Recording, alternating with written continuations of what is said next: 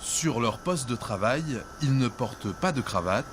Pourtant, ces hommes et femmes sont des actionnaires de leur entreprise.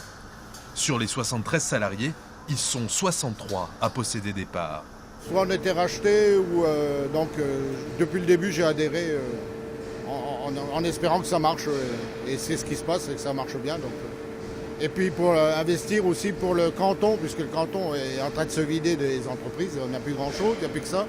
Pour les générations futures aussi, qui pourront venir travailler ici. On sait que les bénéfices nous reviendront. C'est ça en fait. Donc si le travail est bien fait, l'argent arrive. C'est comme ça qu'on le voit.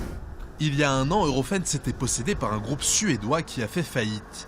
Les employés décident alors de renoncer à leur prime de licenciement pour se partager l'entreprise.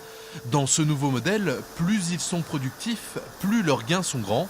Mais cela demande aussi une adaptation.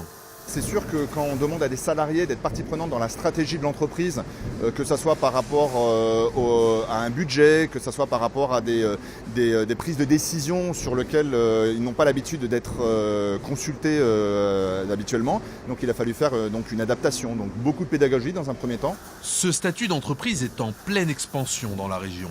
En 10 ans, son nombre a presque doublé selon les représentants. Déjà, une SCOP, ça ne délocalise pas. Ça va garder son savoir-faire sur un territoire.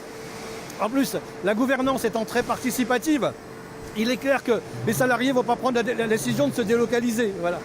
En plus, ils vont avoir de l'information, ils vont avoir de l'expression, et puis ils vont savoir ce que c'est que toutes ces valeurs humaines que sont le partage, les chances. On partage la sueur dans une SCOP, mais aussi on partage le résultat à la fin. Cette année, le groupe devrait atteindre un chiffre d'affaires de 11 millions d'euros.